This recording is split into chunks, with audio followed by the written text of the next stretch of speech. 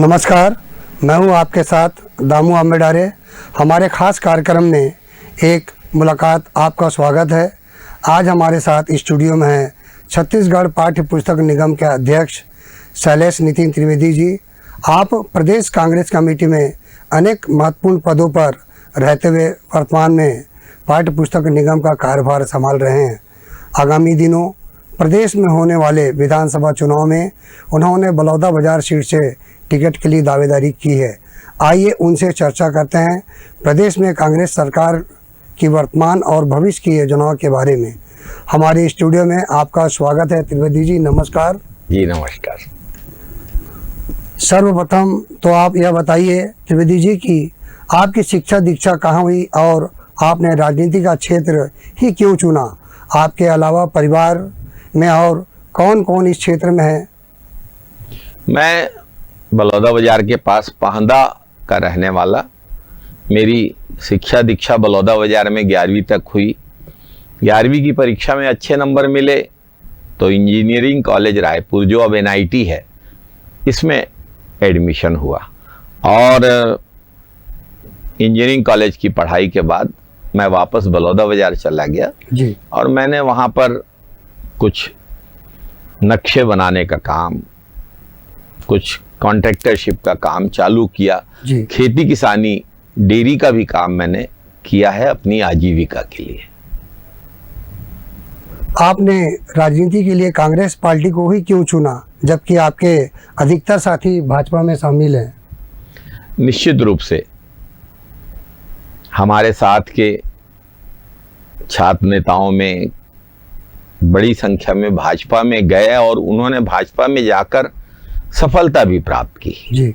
श्री बृजमोहन अग्रवाल गृह मंत्री भी रहे, अभी भी रायपुर दक्षिण से कई बार के विधायक हैं। श्री प्रेम प्रकाश पांडेय जी विधानसभा के अध्यक्ष रह चुके हैं। लेकिन मेरे कांग्रेस जाने का सबसे बड़ा कारण रायपुर के सांसद रहे केयूर भूषण जी रहे। केयूर भूषण जी गांधीवादी विचारधारा के व्यक्ति थे। केयूर भूषण जी ने पंजाब में आतंकवाद के दिनों में पदयात्रा की थी और केयूर भूषण जी से प्रेरणा लेकर मैं कांग्रेस में आया। उसके बाद कांग्रेस में मैंने विभिन्न नेताओं के साथ काम किया। श्री अजीत जोगी जब प्रदेश के मुख्यमंत्री थे और रामानुजलाल यादव जी प्रदेश के अध्यक्ष थे, जब श्री नंद कुमार पटेल जी प्रदेश अध्यक्ष बने तो उनके साथ संचार प्रमुख के रूप में, डॉक्टर चरणदास महंत जी के साथ भी संचार प्रमुख के रूप में, और वर्तमान मुख्यमंत्री और पूर्व प्रदेश अध्यक्ष श्री भूपेश बघेल के साथ न केवल संचार प्रमुख के रूप में बल्कि महामंत्री और मोर्चा संगठनों के प्रभारी महामंत्री के रूप में मुझे काम करने का सौभाग्य मिला। 1990 से मैं बलौदाबाजार से PCC सदस्य भी हूँ और 2000 में जब मुझे पार्टी का प्रवक्ता बनाया गया था, मैंने अपने सारे जो कॉन्ट्रैक्ट्स के काम थे और सब थे वे सब बंद कर दिए, क्योंकि मेरा यह मानना है कि राजनीति का उपयोग आर्थिक लाभ के लिए नहीं किया जाना चाहिए और मैंने सारी ठेकेदारी बंद की। वर्तमान में मेरी आय का साधन कृषि है और मैं इससे संतुष्ट हूँ। निश्चित रूप से राजनीति को आय के रूप में नहीं लेना चाहिए। छत्तीसगढ़ पाठ्य पुस्तक निगम का गठन कब हुआ और इसका उद्देश्य क्या है? वर्तमान में यहाँ से कितनी पुस्तकें छापी जाती है और उनके वितरण की क्या प्रक्रिया होती है? छत्तीसगढ़ पाठ्य पुस्तक निगम का गठन 2003 के बाद रमन सिंह सरकार में किया गया। यह एक ऐसा निगम है जो छत्तीसगढ़ सरकार के SCERT state council of education research and training के द्वारा जो किताबें तैयार की जाती हैं उन किताबों को छापने का कार्य करता है। छत्तीसगढ़ पाठ्य पुस्तक निगम के डिपो कहाँ कहाँ हैं और प्रदेश में यहाँ की शासकीय पुस्तकें स्कूलों में निःशुल्क बांटी जाती है या इस बिक्री के लिए बाजार में भी उपलब्ध कराया जाता है? पाठ्य पुस्तक निगम के डिपो राजनांदगांव, रायपुर, बिलासपुर अंबिकापुर और रायगढ़ में हैं।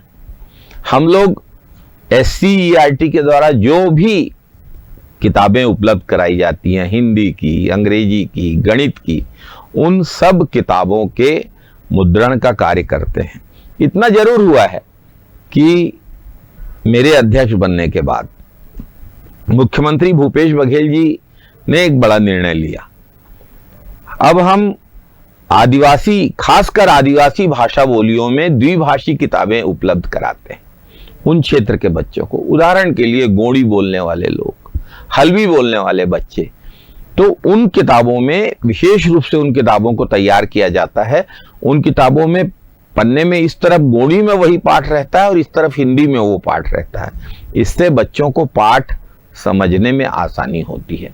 इसके साथ साथ हमने पाठ्य पुस्तक निगम के लाभांश से संविधान की जानकारी बच्चों को देने वाली किताबें भी बच्चों को उपलब्ध कराई हैं।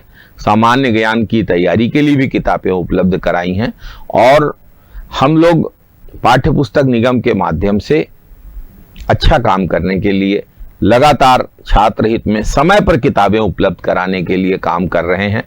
जैसा कि आपने देखा कि पूर्व में जब कोरोना का समय था तो किताबें नवंबर दिसंबर तक मिल पाई थी, लेकिन अध्यक्ष बनने के बाद हम लोगों ने कोरोना के बावजूद किताबों के मुद्रण का कार्य करके दिखाया है। और इसमें पाठ्य पुस्तक निगम के सभी अधिकारियों, कर्मचारियों, मुद्रकों का सहयोग मिलता है और बहुत अच्छे ढंग से हम लोग इस कार्य को कर रहे हैं। जी, पाठ्य पुस्तक निगम क्या है? अंग्रेजी माध्यम की पुस्तकें भी प्रकाशित करता है, क्योंकि सरकार ने प्रदेश भर में अंग्रेजी माध्यम के आत्मानंद विद्यालय खोले हैं और इन स्कूलों में किताबों की सप्लाई कहाँ से की जाती है? स्वामी आत्मानंद स्कूलों को भी जो किताबें हैं वो पाठ्य पुस्तक निगम के द्वारा उपलब्ध कराई जाती हैं। और ये हमें जो SCERT के द्वारा जो निर्धारित फॉर्मेट है, निर्धारित टेक्स्ट है, उसी के आधार पर इसके प्रिंटिंग का कार्य होता है। पाठ्य पुस्तक निगम की किताबों की छपाई की प्रक्रिया कैसे होती है? इसका टेंडर प्रदेश स्तर पर कैसा होता है और राष्ट्रीय स्तर पर टेंडर बुलाया कैसे जाता है? पाठ्य पुस्तक निगम में जी, किताबों के प्रकाशन का टेंडर नहीं होता। पाठ्य पुस्तक निगम में प्रिंटिंग का टेंडर होता है और जो कागज की सप्लाई है उसका टेंडर होता है। दोनों ही टेंडर हम ऑनलाइन टेंडर करते हैं, जिन्हें कोई भी व्यक्ति भर सकता है।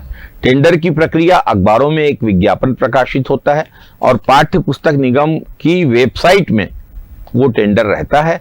हर व्यक्ति को वेबसाइट में जाके उसको ऑनलाइन भरना होता है।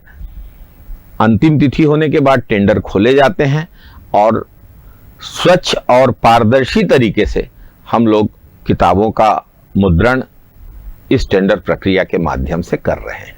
जी, अब समय हो चुका है ब्रेक का, हम थोड़ी देर में लौटेंगे।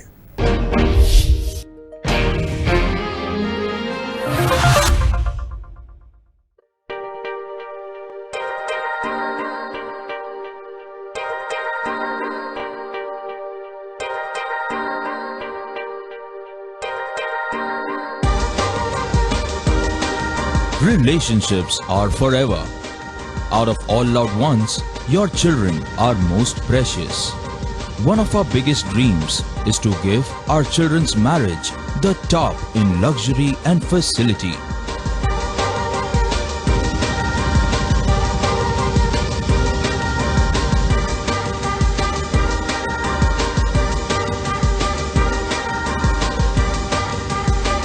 In today's busy life, you cannot afford to take time out for everything to be perfect for your marriage. And you cannot compromise on quality of service for your guests. Our customized marriage packages are made just according to your wish. This presentation will acquaint you with the different luxury packed marriage packages available. This package has an elaborate menu with 60 mouth-watering items. Bharat Swagat including welcome drink, snacks and sweets. A breathtakingly decorated welcome gate and the arena decorated with flowers. To give you the best colors in view, we organize special light effects for all areas. We take care of decorating the groom's car to its best attire and exclusive DJ beats for extreme fun and valet parking to make your guests feel like an emperor. Our exclusive add-ons give you unlimited freedom to customize your ceremony to its best.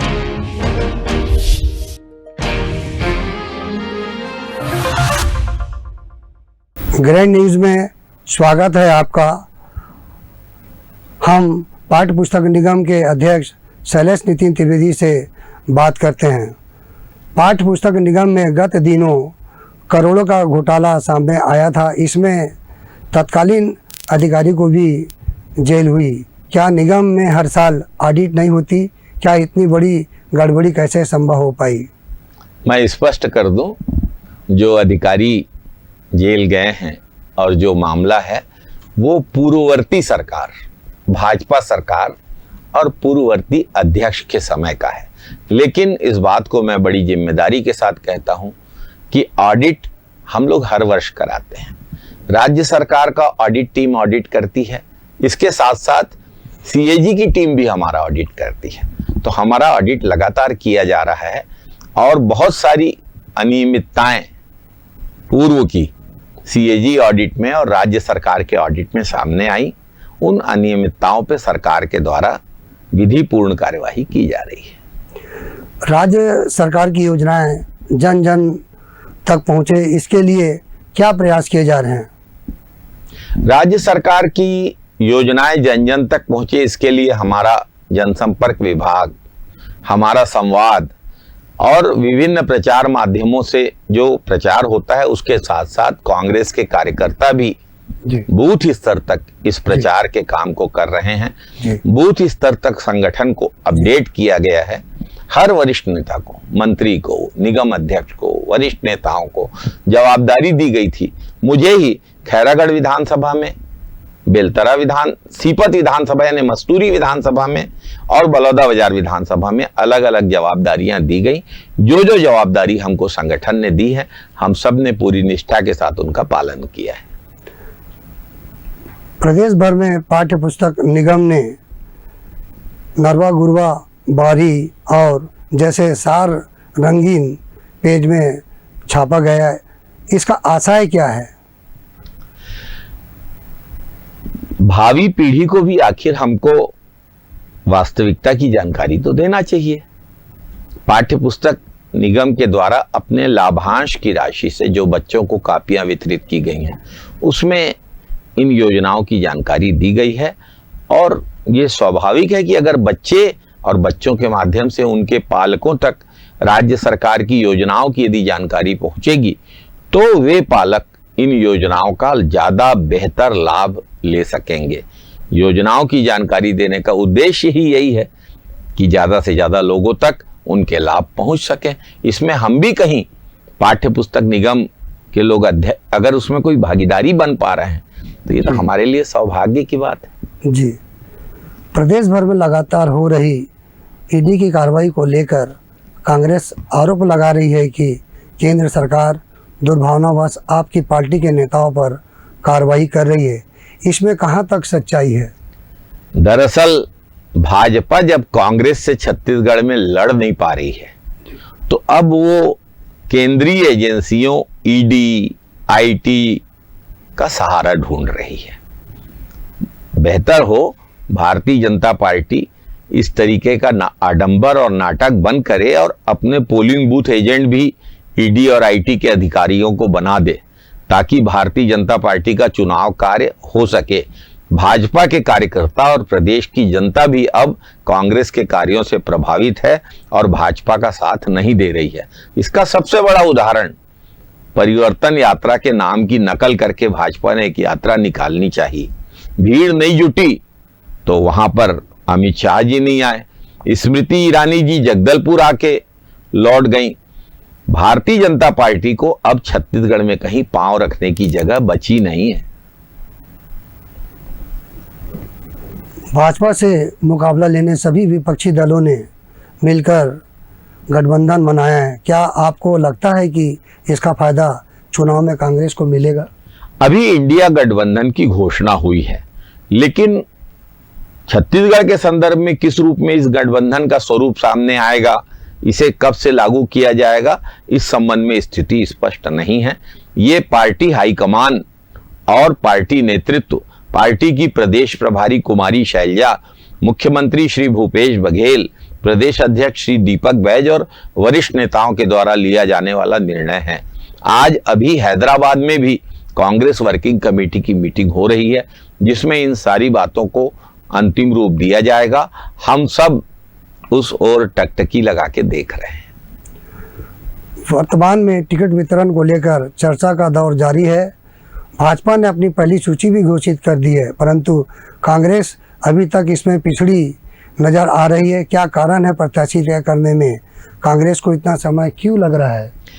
देखिए, आपने बहुत अच्छा प्रश्न किया। कांग्रेस और भाजपा के बीच का अंतर इस प्रश्न से स्पष्ट हो जाता है। कांग्रेस ने क्या किया? अपने बड़े नेताओं को, मंत्रियों को, निगम अध्यक्षों को, वरिष्ठ नेताओं को बूथ स्तर पर भेजा, बूथ स्तर के संगठन को दुरुस्त किया। जिन विधानसभाओं में हम हारे वहां पर एक प्रशिक्षण शिविर का आयोजन किया और अब 90 विधानसभाओं के लिए संकल्प शिविर चल रहे हैं। जी, शहीद नंद कुमार पटेल के समय संकल्प शिविर हुए थे जी, हमने 24 विधानसभाओं में किया था, हम 18 जीते थे। जी, ये 24 विधानसभाएं वो विधानसभाएं थी जहां कांग्रेस लगातार 2-3 चुनाव से हार रही थी। भूपेश बघेल जी ने जब प्रदेश अध्यक्ष बनने के बाद संकल्प शिविरों की शुरुआत की जी, तो हम तो 90 में से 68 सीटें जीत के लाए। इस बार हम लोगों ने अपने बूथ स्तर के संगठन को दुरुस्त करके संकल्प शिविर कर रहे हैं। तो हमारा जोर प्रशिक्षण पे है, हमारा जोर बूथ स्तर पे काम करने पे है।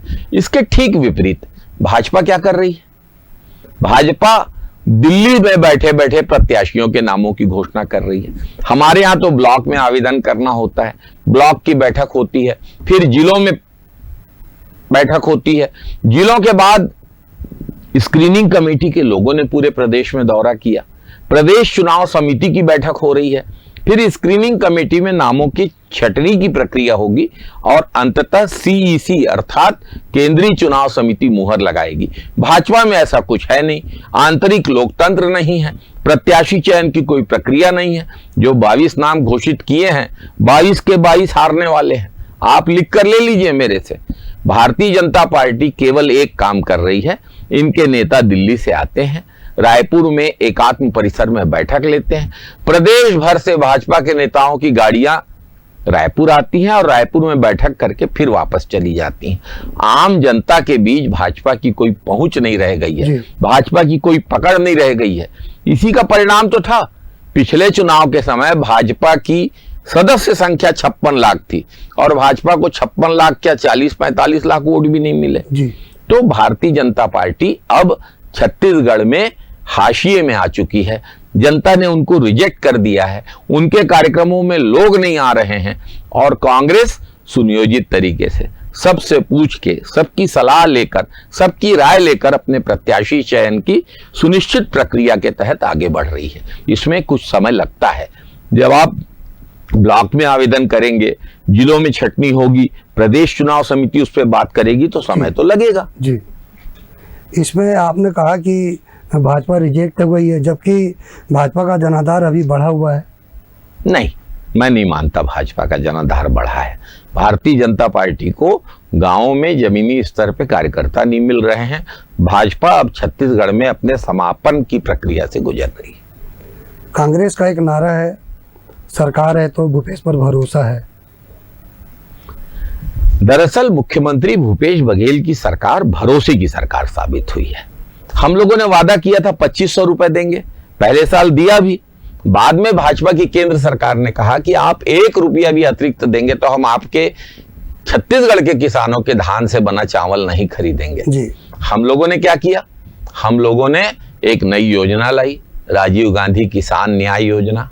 हम लोगों ने भूमिहीन मजदूरों के लिए योजना लाई, हम लोगों ने गोधन न्याय योजना लाई। तो भूपेश बघेल की सरकार की जनहितकारी योजना और जनता के जेब में पैसे पहुंचाने वाली योजना से जनता में कांग्रेस के प्रति विश्वास मजबूत हुआ है। इसी के साथ साथ जिस तरीके से छत्तीसगढ़ के खान पान, उस दिन खड़गे जी आए थे, हम लोग मंच पे थे, ठेठरी कुर्मी रखी थी मंच पे। छत्तीसगढ़ के खेलकूद, कबड्डी, खो खो, बिल्लस, पिट्ठुल, इन सबको कांग्रेस की सरकार ने बढ़ावा दिया। छत्तीसगढ़ की पहचान, छत्तीसगढ़ की संस्कृति, छत्तीसगढ़ की बोली भाषा, यहां तक कि छत्तीसगढ़ की बोरेबासी भी अब सम्मान पा रही है। 1 मई को कलेक्टर और एसपी भी ट्विटर और फेसबुक में अपनी फोटो डालते हैं, मैंने भी बासी खाई। कोई कह सकता है कि उनके बोरेबासी खाने से छत्तीसगढ़ के मजदूरों किसानों को क्या मिला? छत्तीसगढ़ के मजदूरों का भोजन बासी है। यदि मजदूर दिवस के दिन मजदूरों के भोजन को कलेक्टर और एसपी खाते हैं, उसका सम्मान करते हैं, तो भूपेश बघेल जी की सरकार का, कांग्रेस की सरकार का, छत्तीसगढ़ की सरकार का संदेश बहुत स्पष्ट, आपको उन बासी खाने वाले मजदूर और किसानों का भी सम्मान करना पड़ेगा। यही तो पुरखों का सपना था छत्तीसगढ़ के लिए। निश्चित रूप से माननीय मुख्यमंत्री ने मजदूरों का सम्मान किया है। भूपेश सरकार के कार्यकाल की ऐसी क्या उपलब्धियां हैं कि जनता उन्हें फिर से चुनकर सरकार बनाने का अवसर दिए? अपने वादों को पूरा किया है सर इस सरकार ने। ये सरकार भरोसे की सरकार है। इस सरकार ने किसानों के कर्ज माफी की कसम गंगा जल लेकर हम लोगों ने खाई थी कि हम किसानों की कर्ज माफी 10 दिन के अंदर करेंगे। हमने 10 दिन नहीं लगाए, हमने 10 घंटे नहीं लगाए। सरकार बनते 7 मंत्रिमंडल की बैठक करके किसानों की कर्ज माफी की गई, छोटे प्लाटों की रजिस्ट्री चालू की गई, बिजली बिल हाफ हुआ है, जो भूमिहीन है उनको भी पैसा 7,000 रुपया प्रति वर्ष हम दे रहे हैं। किसानों को हमने कहा था 2500 देंगे, पिछले साल 2640 रुपया मिला है, इस साल 2800 मिलेगा। भाजपा की सरकार तो 10 क्विंटल से ज्यादा धान नहीं खरीद रही थी, कहा था एक एक दाना धान खरीदेंगे और 10 क्विंटल खरीद रहे थे। कांग्रेस ने जब आंदोलन किया तो उसको 15 क्विंटल करना पड़ा। और इस साल तो भूपेश बघेल जी की सरकार ने, कांग्रेस की सरकार ने 20 क्विंटल धान खरीदी की घोषणा कर दी है। तो आप स्वाभाविक रूप से देखेंगे कि एक वो सरकार थी जो आदिवासियों को कहती थी कि हर आदिवासी परिवार से एक व्यक्ति को नौकरी देंगे, हर आदिवासी परिवार को 10 लीटर दूध देने वाली जर्सी गाय देंगे। भाजपा का कहना साफ, हर किसान का कर्जा माफ जैसे नारे लगाती थी, जो धोखे देती थी, छलावा करती थी। और कांग्रेस की काम करने वाली सरकार है, भरोसे की सरकार है। इसलिए हम छत्तीसगढ़ में जीत के प्रति आश्वस्त हैं। जनता का अपार जन समर्थन कांग्रेस के साथ है। लेकिन शराब के मामले को लेकर कांग्रेस का ग्राफ गिरा है। बिल्कुल नहीं दामू जी, शराब बंदी के लिए हम लोगों ने समिति बनाई, हर दल को सहयोग के लिए आमंत्रित किया, क्योंकि अगर बिहार और गुजरात जैसी शराब बंदी हो जाए और सैकड़ों लोग जहरीली शराब पीकर मर जाएं, तो ये जनहित में तो नहीं होगा। फिर हमारे आदिवासी ब्लॉक हैं, आदिवासी समाज में, कई समाजों में शराब पूजा में भी उपयोग की जाती है, उनके सामाजिक रीति रिवाज का हिस्सा है। इस बारे में जो कानून है उसके चलते हम वहां नहीं लागू कर पा रहे हैं। और मध्य प्रदेश से गोवा शराब की तस्करी छत्तीसगढ़ में जिस ढंग से होती है उसको भी छत्तीसगढ़ के लोग देख रहे हैं। हम निश्चित रूप से अपने वादों को पूरा करने के लिए संकल्पित हैं। 36 में से अधिकांश वादे हमने पूरे किए, लेकिन हम जनहित के लिए भी सदैव उतने ही जागरूक हैं। जी, कांग्रेस ने इस बार टिकट वितरण के लिए ब्लॉक स्तर पर आवेदन की प्रक्रिया शुरू की है और आपने भी बलौदाबाजार विधानसभा क्षेत्र से टिकट के लिए दावेदारी की है। अपनी टिकट के प्रति आप कितने आश्वस्त हैं? अब यह निर्णय तो पार्टी नेतृत्व को लेना है कि वो किसको टिकट देते हैं। पार्टी, कांग्रेस पार्टी का जिसको प्रत्याशी बनाएगी, जिसे पंजा छाप का सिंबल देगी, हम सब मिलकर उसके लिए काम करेंगे। हम लोगों ने इसका संकल्प भी लिया है। मैंने टिकट के लिए आवेदन किया है, निश्चित रूप से किया है, और मैं चाहता हूं कि मुझे अवसर दिया जाए। मैं अपने जीतने की संभावनाओं को लेकर आश्वस्त हूं। टिकट का निर्णय कांग्रेस पार्टी के नेतृत्व को लेना है। अंत में चलते आप प्रदेश की जनता को सरकार की ओर से क्या संदेश देना चाहेंगे? मैं छत्तीसगढ़ के लोगों से कहना चाहता हूं कि छत्तीसगढ़ में कांग्रेस की सरकार ने जनहित में बहुत अच्छा काम किया है। ये भरोसे की सरकार है। ये विश्वास की सरकार है, ये जनता को समृद्ध बनाने वाली सरकार है, ये किसानों, मजदूरों, व्यापारियों, उद्योगपतियों, जनता के हर वर्ग की सरकार है। इसलिए कांग्रेस की सरकार के प्रति अपना भरोसा जनता को व्यक्त करना चाहिए और अपना अमूल्य समर्थन कांग्रेस के साथ रखना चाहिए। कांग्रेस ही वो पार्टी है जिसने जनहित में अच्छा काम किया है। धन्यवाद। जय हिंद, जय छत्तीसगढ़। ये थे छत्तीसगढ़ पाठ्य पुस्तक निगम के अध्यक्ष शैलेश नितिन त्रिवेदी जी। आपका स्वागत है। नमस्कार।